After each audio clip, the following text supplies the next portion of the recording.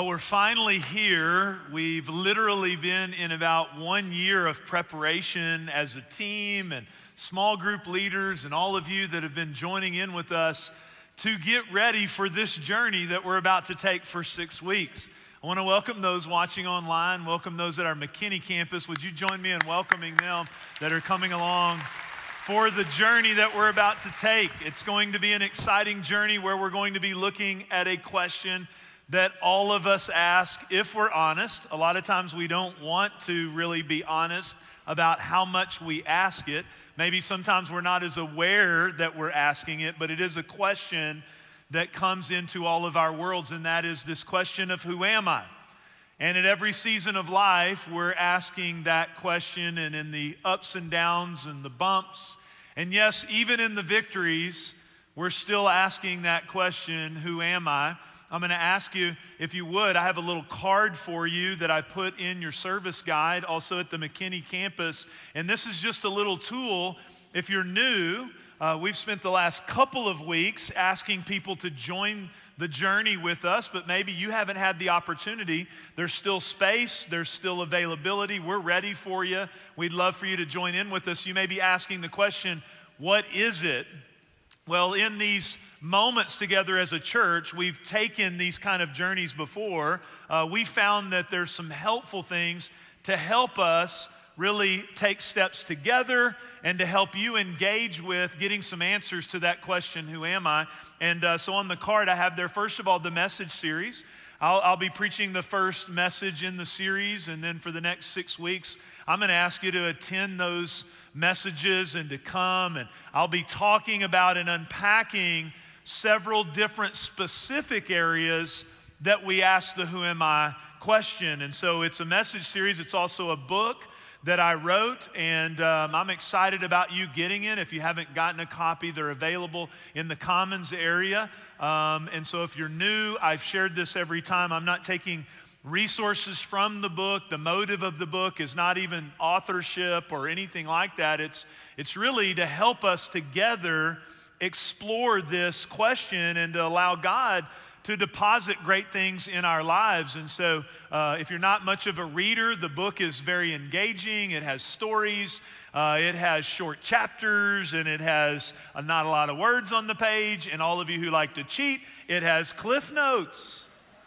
At the end of each chapter, I kind of tell you, hey, here's what I'm trying to get you to understand. And so if you show up to your small group late and you haven't had a chance to read, then you got it right there, a little cheat sheet, okay? That's for free, all right? And so I did mention small groups. That's a big part of the journey. And Jesus had a small group. The early church lived in small groups. I have to tell you, it's the way God designed us. And in the early church did this, they would come together, you hear the preached word of God, that helps us, we grow, we learn how to engage with our own Bibles, but we also are not just a gathering of people, we have a core value here at Milestone that we're a family. And so families don't just attend events together, they actually talk about things and sit around the dinner table and they walk through things in life. And so I'm very excited maybe for some of you that might for the first time, or the first time in a while, jump into a small group because I know God's going to meet you there. You can do anything for 6 weeks, and so jump into one of those groups. We've got literally hundreds, I think over 600 groups available for you, meeting all over the community, meeting in multiple locations, and so we would love to serve you. One of our team members with a question mark, they're in the Commons, could serve you. You could jump online at whoamibook.com, find a group, and we're very excited about you being a part of it. I know that it's how Jesus did life and the early church did life, but I know it's hard in our culture. We're busy. In fact, tomorrow morning, you might think I'll preach these messages and I have my small group tomorrow morning, and you may think that like there's an angel who comes into my bedroom and hallelujah, Pastor Jeff, we want to help you ascend to your small group. And then I'll just have, all kinds of great verses and I'll have a good attitude. I won't. I'll be looking for coffee just like you. And I'll sometimes say this after 20 plus years of living with people. Why did I sign up for this? Can we be honest in church? Y'all are acting way too religious. You're like, that's not me. I'm very happy for Jesus. Okay, all right. Anyway, for the rest of us, we're thinking, man, why'd I do this? Here's what happens to me every time, though.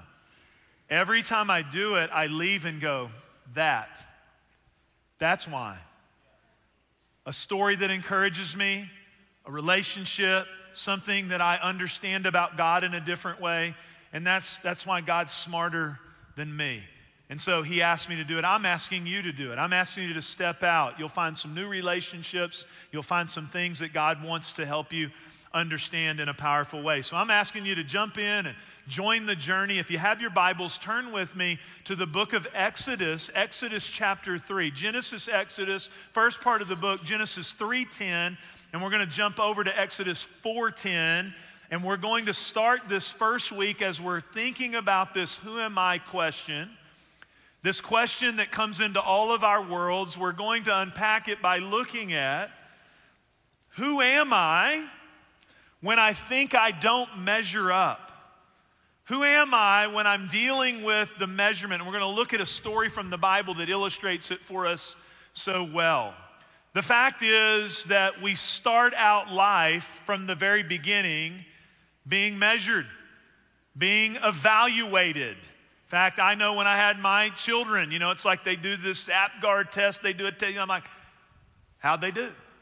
I want to know, was my kid better than everybody else's kid in the nursery? Come on, parents, be honest. And then it's like they go to their first little appointment, and there's going to be all this statistical analysis. And then the doctor comes out and says, well, your child is in the 99th percentile. Yeah. They're like, that's just his head. That's just her head. Yeah, they got it from me. No. They start going to school, and it's like, how are they doing with their reading, their writing? And so we're getting evaluated. Then we get report cards, and we get all kinds of evaluations and assessments. And so all the way through our lives, we grow up with all kinds of measurement and evaluation. And nothing wrong with a little bit of evaluation, nothing wrong with a little bit of assessment. The problem is that if we don't understand God's perspective, and that's what we're doing on this journey, is there's a little tagline, discovering who God's created us to be, who He says that we are. If we lose that perspective, we can get inundated with the world's opinion, with all of our own assessments, ideas, and we can find ourselves trapped and being overly focused on the wrong things very easily. In fact, we evaluate ourselves every day.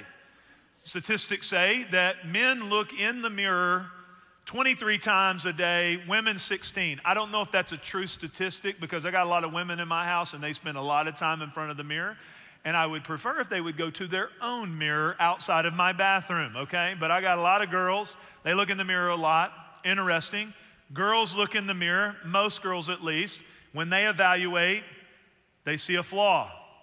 It's like, man, what about that? What about this? They tend to kind of recognize the flaws. I don't know what it is about guys. Maybe that's why they look in the mirror more. Because guys have this problem. Brother be up in there, and I don't know if y'all know this, when your hair stops growing on your head, it grows out your ears, grows out your nose. Brother have ear hair, nose hair, back hair. Stand in front of the mirror. You got it, brother. I don't know what that is. You still got it. I don't know what's going on in his brain. Okay? There's something messed up there, all right? But really, male or female, we all evaluate, we assess. And all the evaluation of our culture, and yes, really sometimes we're the ones doing the most evaluating in our souls, and it stops us from becoming who God's called us to be. Moms have a lot of pressure today. There's a lot of evaluation going on, and yes, internal evaluation. It's like I have to do well with my children. They have to be prodigies, I have to kind of make sure I've got all the right things going on. I got the right stuff to put on Pinterest. I've got the perfect world, and I'm going to have time to make it to hot yoga, and I got all this to put on, the perfect selfie picture. I've got to do all this. Maybe you're a working mom. Maybe you want to be a mom and you're not a mom, and that produces evaluation. Maybe you're a working mom and you're like, I got to produce all these results, and I feel guilty that I'm not producing these results, and am I going to mess these kids up? Dads have all the pressure. Men have the pressure. You got to produce. You got to be able to check everything off your bucket list. You got to make sure retirement accounts are full. You got to make sure you're handling college. You got to make sure, and you come to church, and then you hear, you need to be the spiritual leader of your home. For those of you watching online in McKinney or by video, we just had a guy here that spent 30 years in the Navy with the bald head, which that was powerful. God was shining on him. But I don't know about you. But man, that messed me up watching that guy cry in that baptistry. I mean, he's on his way to learning what it means to be a man of God. But I'm going to tell you this, we don't start there. Men come to church and hear, you need to be the spiritual leader of your house. You're like, oh my gosh, how do I do that? And we feel like, man, am I right? Do I know how to do that? Young adults have so much pressure. So many challenges along the way. Young adults feeling like, man, am I going to get married? Am I going to reach the dreams that I'm called to reach? Teenagers, I love this about this journey, by the way. We're not just taking it for those of us in our phase of life, but our teenagers, if you're listening to me here, I asked you to come and listen to the message, but we have our teenagers joining us. In fact, I joined them on Wednesday night and had a powerful moment with them. It was so powerful. I opened up Wednesday night. We have hundreds of teenagers. I love them. I believe in them. Thank you for being a church that believes in them. Did you know what? It's always been hard being a teenager. It has. It's always been a little hard. Do you remember when you had all them emotions running around? You're trying to figure out how to do it? But it's even more challenging today because the evaluation today is greater because of technology. The pressure, the images, all of what they see around them. And so I opened up the mic and I let them ask me questions about sexuality and dealing with the internet and dealing with phones and dealing with the pressure of friends, and had 4,000 parents watching on the other end of the camera and listening to it, and I prayed over them. I'm going to tell you, it's not easy being a young person because there's pressure and insecurity that comes from all of the things that they live around on a day-to-day basis. Our little guys, this is what's cool about being a family. Our little guys in the back, guys and gals, they're learning, they're growing. We baptized several of these young people this weekend. And I want to tell you, we take them through a process, we train them, but let's never underestimate too. We don't want to overcomplicate this thing with Jesus, because little kids, the Bible says, Jesus said, let them come to me. And he said, all you have to have is the faith of a child. But I'm going to tell you, even the little guys, I believe because of the pressure and evaluation of our world, it trickles down even to them at a great level today. And they're wondering, look, do I measure up? A lot of the kids that I heard from, you know what they love? When I tell them, when I stand and shake hands with them and sign their books and say, I'm proud of you. Parents, you need to tell them that more.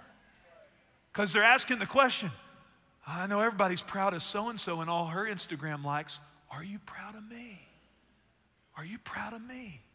I don't know if I measure up. Listen, insecurity tears at your identity. It tears at your identity. It rips at your identity. But if you're asking the question, okay, I know I have all that, because we all do, including me, what do we do about it? What do we actually do about it? Well, I'm glad that the Bible tells us some stories. And as I began to pray about this who am I question and started studying it on my own and started thinking about it, I was very encouraged to find these people in the Bible. You know, the heroes, these real spiritual people, they asked the question too. They struggled with it too. And we're going to look at Moses. That's why I told you to turn to the book of Exodus, a familiar character in the Bible. A big, big hero in the Bible, and he struggled with insecurity. Let me give you a little backdrop on him. He was born in a time where there was a threat against young boys. He could be killed. His mom took a papyrus and made a basket and sealed it with tar and put him there in the reeds of the Nile River that he might be saved. And the fact is, if he had like a Wikipedia page, over his life would be this banner, chosen. Because although he lived under threat, God had chosen him. God had picked him. God had a plan for him. In fact, his Egyptian name means son. His Hebrew name means drawn from the waters. So providentially in God's sovereignty, God had a plan. And so he's brought into the king's palace, the most powerful place in the land of his day, and he's raised with privilege and he's raised with a lot of things, and his life is spared and saved. But he comes to a moment in his journey where he actually is not living who he's created to be. He has a bump in the road, and that encourages us too, because even if you've had a bump in the road, you may have made a mistake. You're not a mistake. That's the story of the Bible. You may have messed up, but you're not a mess up. He messed up. He had this moment where he gets upset because of what these Egyptians are doing to his people, and he kills an Egyptian and he buries him in the sand, and then he does what most of us do when we hit troubled times. If we don't understand who we are in God, we run. Some of you have been running, and God's saying, look, stop running. I have a plan for you. Come back. He starts moving out into the wilderness and he wanders around. And right before I read to you right here this moment, there's a powerful thing that's happening. You need to know the context. It's called a theophany. And a theophany is like a big preacher word, but it literally means a manifestation supernaturally of Jesus in the Old Testament. It's like Jesus, God, he appears to him in a burning bush on this holy ground. He says this to him. He says, so now, after all of these different events and mistakes and challenges and wondering, which by the way, I love the fact that, by the way, he's 80 years old. I love the Bible because the Bible shows us, there's scriptures that tell us, don't let anyone look down on you because you are young. Did you know God never says you're too young to walk in who I've discovered you, I have created you to be, and discover who you're created to be? You're never too young to discover that. God never says you're too young. And for some of you, you need to hear this. You're never too old. You're never too old for God to say, I have a plan for you. So at 80 years old, at a burning bush, so now go. I'm sending you to Pharaoh to bring my people, the Israelites, out of Egypt. But Moses said to God, there it is, who am I? Moses says to God, who am I? Who am I? Notice the evaluation. Notice the insecurity. Who am I that I should go to Pharaoh and bring the Israelites out of Egypt? And God says what he always says to us when we feel insecure. It's his go-to line all the time because of who he is. He says, I will be with you. By the way, the more disconnected you are from God, the more you will struggle with your identity. The more separated you are from him, the more you'll struggle. And conversely, the more connected to him you are, the more you'll have an anchor in your identity. He says, I will be with you, and this will be a sign to you that it is I who have sent you. When you have brought the people out of Egypt, you will worship God on this mountain. And Moses says to God, because he's not totally convinced, but it's kind of like he's standing, like when you buy a home or something, he's standing in the home kind of going, man, if I did put my furniture here, so he's kind of picturing himself doing it, so he kind of responds transparently back to God. Suppose I go to the Israelites and say to them, the God of your fathers has sent me to you, and they ask me, what is his name? Then what shall I tell them? And God said to Moses, here's what I want you to tell them. Notice how secure God is. You just tell them, I am who I am. You know what this passage is telling us? Greater than the who am I question is the statement from God, I am who I am. I am who I am. The great I am is greater than any question regarding our identity that we'll ever ask.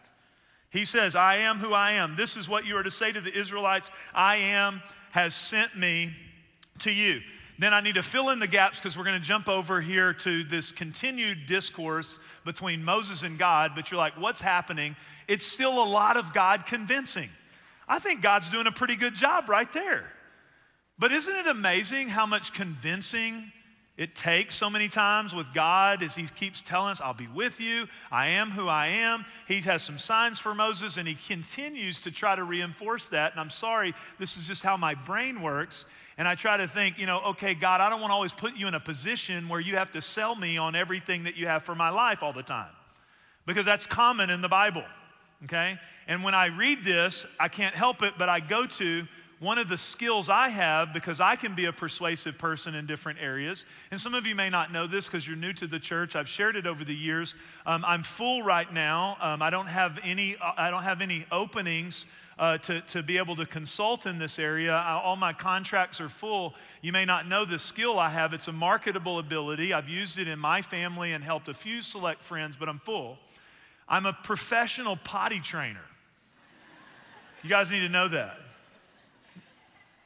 And anybody in potty training right now, it's like, that's a big deal.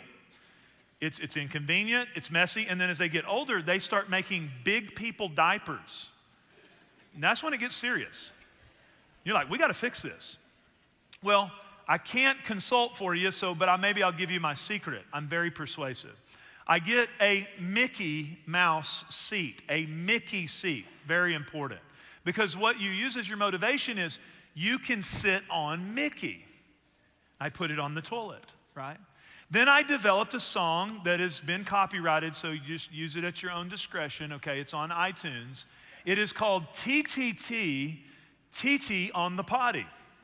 And so I say, sit on Mickey. I've done this 4 times and done it. It's really powerful. TTT, TT on the potty, TTT. And it relaxes things. See, there's a lot of stress about this. And just, and it, bam. I mean, we have miracles that happen. TTT, TT on the potty. And then if it's not working, I offer Skittles. Offer Skittles. This is dangerous because my kids could be watching this by video and suddenly have to run to the bathroom. It's like Pavlov's dog. It's like, oh my God. T.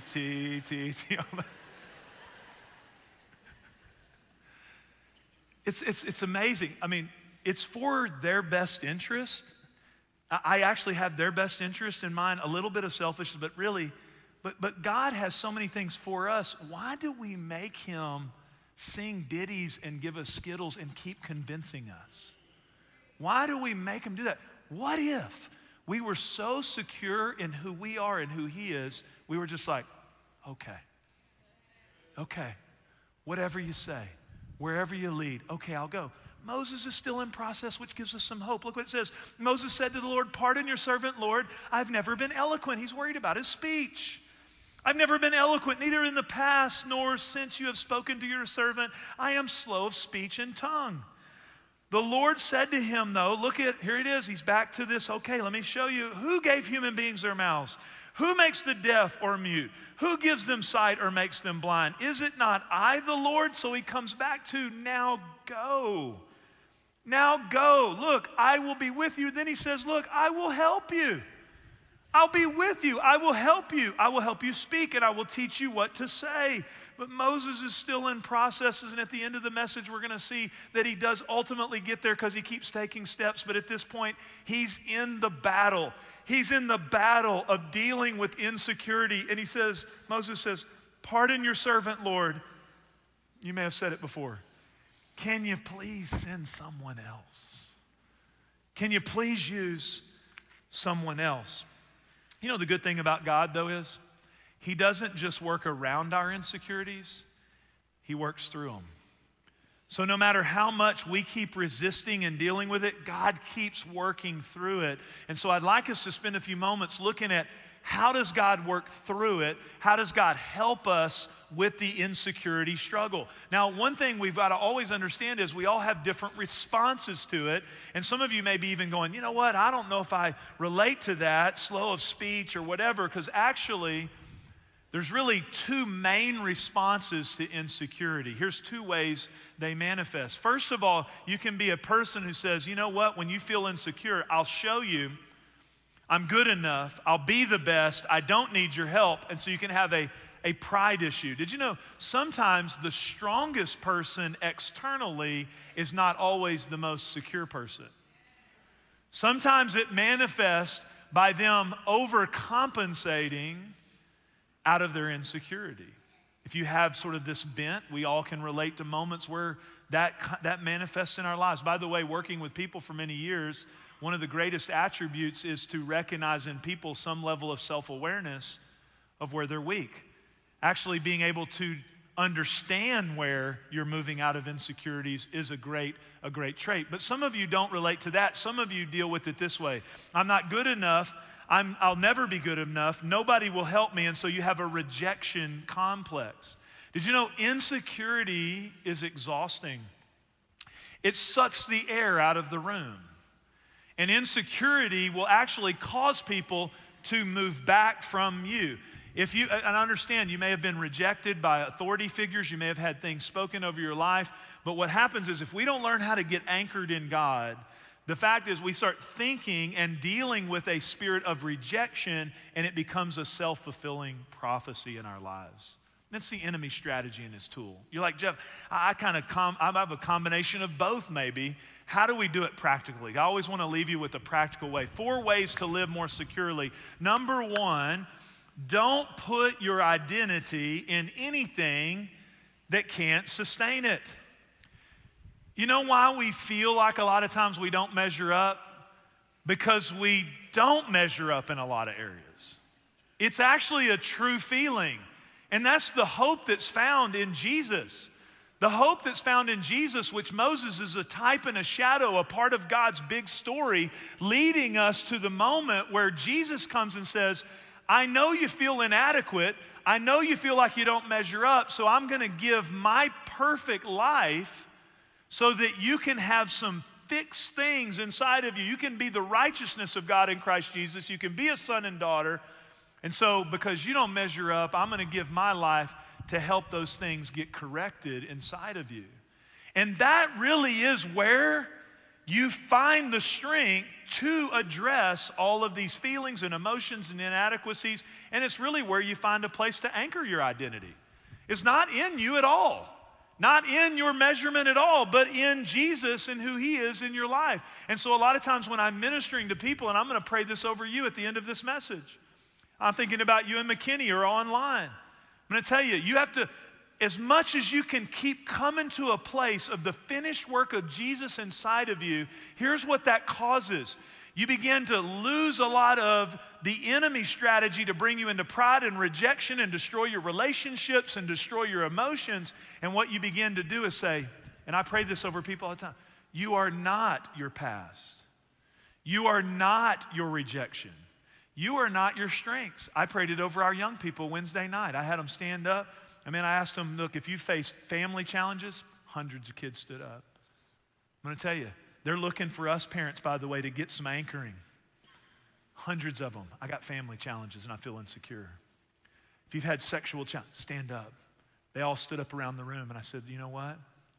You're not defined by that. You're not defined by that. And guess what else? You're not defined by your ACT score. You're not defined by your making captain of the football team. All of that's cool. That's great. It just makes for a poor identity.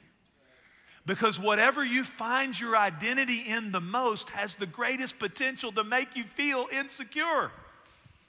It has the ability to make you feel insecure because you, at some level, worship it so much. So don't put your identity in anything. My recommendation, put it in Jesus. He doesn't shake. He doesn't shake. He doesn't change. He's constant. He's consistent. And so don't put your identity in those things. Second of all, lean into your weakness. I know this is not popular in our culture, but lean into your weakness to leverage more of God's strength. 2 Corinthians 12:9 says, but He said to me, my grace is sufficient for you, Paul talking. And I love these next few words. For my power is made perfect in weakness. So we don't highlight that a lot. Did you know your weaknesses don't have to be a liability? Your weaknesses don't have to be a source of insecurity. Your weaknesses can be a backdrop for God's power. Your weaknesses can be a place in which God shows Himself strong. My power is made perfect in your weakness. Therefore, I will boast all the more gladly of my weaknesses, so what? The power of Christ may rest upon me. You know what our culture does when we feel weakness? Our immediate thought is, if I had more information on the subject, I could overcome my weakness. Number one category of the bookstore, self-help. If I could get 4 or 5 ways, 10 ways. And so we have this inclination when we find a weakness to try to overcompensate in our own strength to fix the weakness. The message of Jesus is, I know you're frail, I know you're inadequate, I know you're weak, so why don't you let me show up and be strong? Why don't you let me show up in your life in a new dimension? So I want to encourage some of you, like, I feel insecure about my weaknesses. Lean into them. Lean into them. Be aware of them.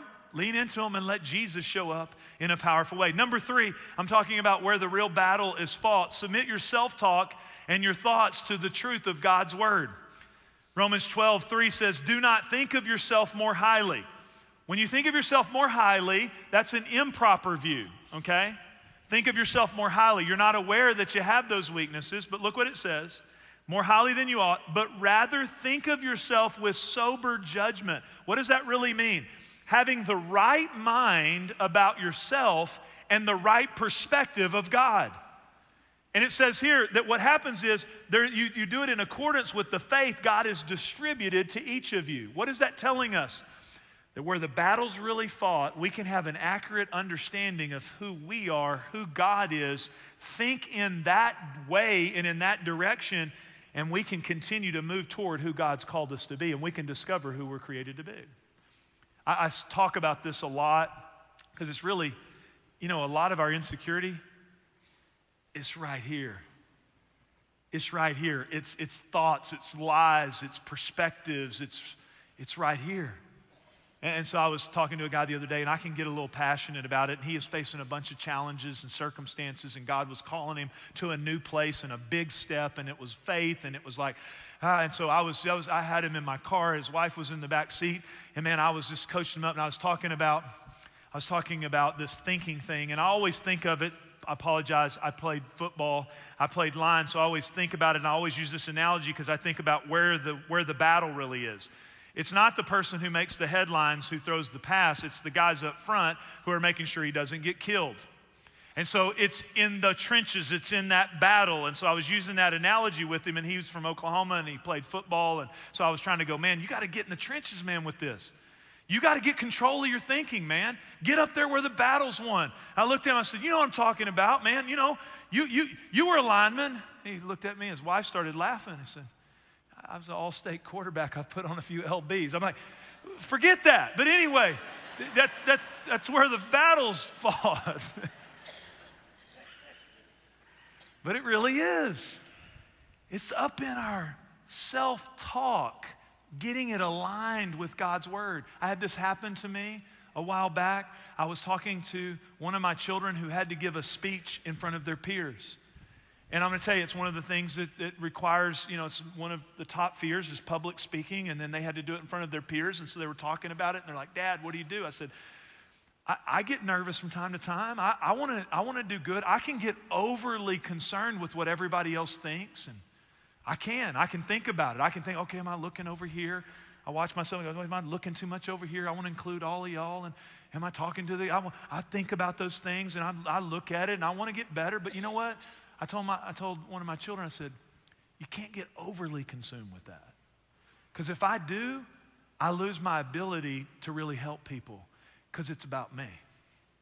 And I said, here's what I try to do. When I feel nervous, I said, look, here's what you need to do when you go give that speech. Think about somebody in that room that's hurting. Think about somebody else. By the way, if you want to be the most secure person in the room, don't think about you. Think about somebody else. I said, just go in there and say, look, I said, dude, I'm doing this for Jesus, and I got nothing to prove and no one to impress. And so I'm just sharing that with one of my children. And then that week, I was invited at an event. I'm sitting at a round table. There's all these important people in the room, and they asked me to pray. And I'm like, okay. I've preached since I was 16. I've prayed hundreds of prayers. I'm like a professional prayer. But I walked over, and before I walked up on the stage, they had this little railing and some stairs going up, and when I grabbed the railing, I started feeling insecure. I was like, what if I say something theologically inaccurate? There's important people out there. What if I mess up? What if I trip going up these stairs? What if I... Self-talk. It's in there. And I remembered what I told one of my children. I had to say, you know what, Jeff, this is not about you. This is about God. This is about one step at a time up those stairs. I'm getting strength. security's coming in my soul. We all have it. But where do we find the answers? We've got to submit all of this to the truth of this. We got to submit it to the truth of this. Here's number 4. Focus more on what God's doing in you than what others say or think about you. Hebrews 11:26. I told you we would look at, did Moses actually make it to the end? He had some bumps. He had some side bars and detours, but look what it says in Hebrews 11:26. He regarded the disgrace that he had to endure for the sake of Christ as of greater value than the treasures of Egypt, because he was looking ahead to his reward. Why is Moses included in the Hall of Fame in the New Testament? You know why? He kept moving forward in this insecurity area. And we saw the heightened moment between him and God, but his legacy is forever changed because he ultimately answered the who am I question by not looking at what everyone else was saying, not looking at the treasures of Egypt, not looking at all the wrong things, but he kept looking ahead to the reward of what God had planned for him. Can I say something to all of you? How you answer the who am I question will affect your legacy. It'll affect, sir, it'll affect your ability to access God's security will impact the security of your wife. You know what a wife really wants? She doesn't want a perfect husband. She wants a husband who is aware of his need to always find his identity in Jesus. That's what she's looking for. What are our children looking for? What are they looking for? They're looking for the security found in a home that's not perfect, but a home that's centered on that reward, not the treasures of Egypt. They're looking for the safety that's found because, look, man, I feel safe in that. How we answer the who am I questions, not just for our own insecurities, it's actually for the legacy that we leave. So I want to just encourage you with something. Quit worrying so much about what everybody else out there is thinking. I'm going to tell you, a lot of times, you know what? You're so worried about what someone else is thinking, which drives you to make poor decisions. And you know what? A lot of times, you know what they're not thinking about? You. They're thinking about themselves. So you need to be more concerned with thinking about what Jesus is thinking, and of course, close confidants and counselors and people that you have already predetermined to respect their opinion. But don't get overly consumed with the evaluation of multiple scenarios and voices, okay? I want to show you this in real life. My desire always is to make it as real as possible. And I heard a testimony from a lady named Krista, who I believe she illustrates today's message so powerfully about you're not defined by your past and keep taking steps. And I love the emotion and the power here of what Jesus has done in her life. So I'm going to ask you to watch this with me as we look at what can happen in the area of insecurity. Watch this with me. Do you have a boy? Nope. I knew it. Okay, do you have a ponytail? I do not. Do you have brown hair? Nope. Do you have no hair? I'm a girl. I have hair. Boys. Boys have? I don't remember any time as a kid that I ever fit in. Pretty much a day-to-day in my childhood was fighting. The funny thing about insecurity is you can play it off and you can pretend and you can fake it. And I was the best faker. I can come off so confident and just like I have everything all together, when the majority of my life, I was a total wreck. I knew I wasn't good enough. I knew that my life had gone down totally wrong path than what I thought that it would. But when my parents got divorced, it was God did this to us. God broke our family up and God hurt us. I knew something was missing. I didn't know what it was, but I was willing to seek it in any avenue that I could. I started drinking, doing drugs, just making really bad choices. Different boys are like, oh, you're so pretty, and I love you, and I'll take care of you. And just that sense of security sounded so good to me that I would have probably gone away with anybody just to have that love for a second. The same cycle, the same abuse, the same fights, the same physical everything I attempted suicide. It was just, where am I going? What am I doing? I'm just walking out these motions and I feel nothing. I feel empty. I feel lost. That's what it was for me every day. And then it caught up to me and I ended up getting pregnant. I thought that I'd have to protect myself from my own child. All I could think of was, okay, I'll never be good enough. I'm not gonna have what she needs. I'm not gonna be able to provide for her what somebody else could provide for her. I'm not gonna be able to be this awesome leader that she needed. And I just was like, how much wrong did I do to get here? I didn't want to feel the pain. I didn't want to be hurt. And so I kind of would just flip a switch. And I lived that way for years.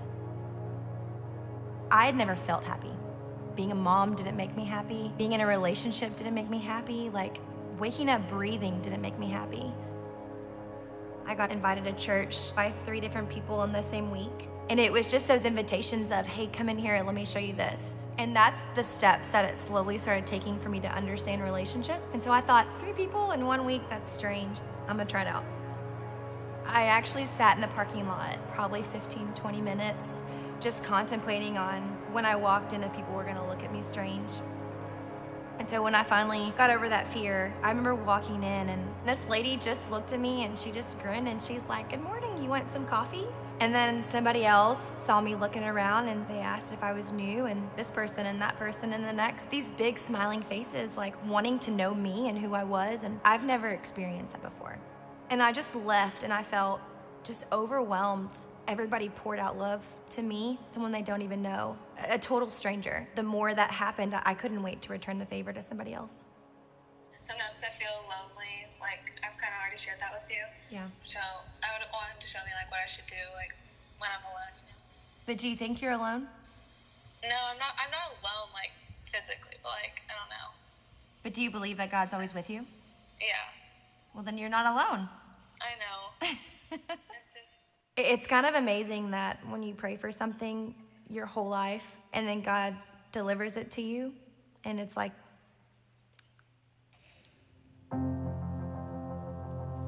after a few months of serving, I met a woman and she just came up to me and she said, hey, tell me your story. It was so God ordained that we met and just started to grow closer. She's been like a mom to me. They didn't ask any questions. They didn't care where I came from. They just loved me. Honestly, that was the first time in my whole life that I just felt like, wow, this is what it feels like to be loved. And this is what it feels like to be accepted. Like the pieces of me that I don't even want to accept, she loves me for it. You stop and you look around and you're like, wait a minute, I'm home. Like, this is where I fit. This is what I was created for. My struggles, everything is playing out according to God's plan right now. Being a mom now is so much different. I've been praying for the last 2 years that she would fall in love with Jesus and receive salvation. And I got to walk her through that prayer on Christmas Eve this last year. And we talk about what he says about us and how our value is established in the things that he says about us and not what anybody else says. And my daughter tells the high school girls what Jesus says about them. The girls look at me and they're like, how did that happen to you? You're not sad. You're not bitter. You're full of joy. Like, how did that happen to you? It's amazing to be able to say, like, hey, this is what I went through, and I'm 100% different because Jesus. And that's it. There's no other reason.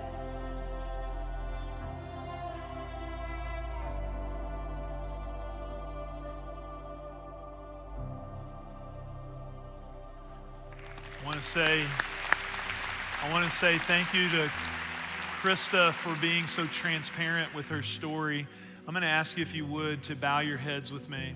I'm going to ask if you could, unless it's an emergency, for no one to move around for just a moment. I believe it's a very important moment, an eternal moment. And I want you just to contemplate for a second that what we heard there from Krista, where she said, that's the first time I felt genuine love.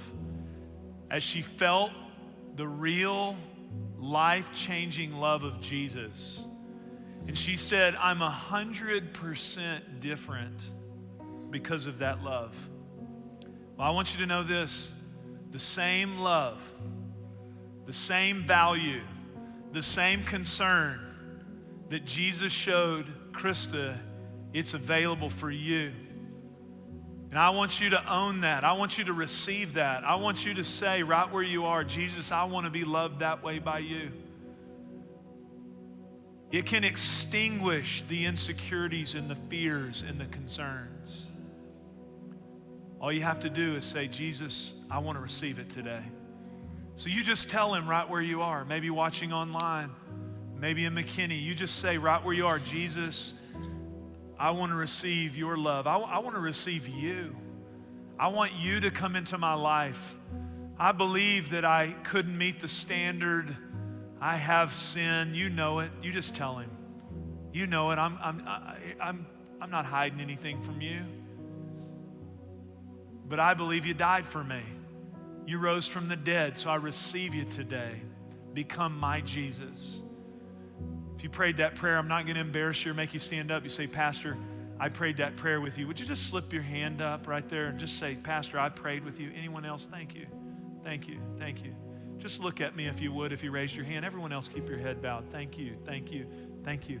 Here's what I'm going to ask you to do, okay? You made the most important decision that you'll ever make. Hands all around this room. And I'm going to ask you now, same as you say, I made that decision. I'm going to ask you to take a step. I'm going to ask you to come to 101, February 4th, next weekend. I want to meet you. So if you prayed that prayer, come. We have it here at the Keller campus, right here in the front of the building. Come, I want to meet you. Let us know by a communication card. We want to help you start your journey with Jesus. So Jesus, I thank you for people in this room making that decision. And I pray now that you'd give them the courage to take some next steps of learning how to walk with you. And Father, we leave here today, though, for all of us. I pray for all of us. I pray for every single person listening to me right now. Help us, Lord, to understand that we are not our pain. We are not our failures. We are not even the good steps that we are taking. We are not our successes. We are not our promotions. Father, we're not defined by those things primarily. Let us leave with a new strength in our soul that we are your sons and daughters. We are loved by you. And Lord, help us as we face all the pressure of evaluation of our world to stay anchored to that so that we can live the life you've discovered and created for us, that we could discover it and live the life you've created for us. Lord, we thank you for it in Jesus' name.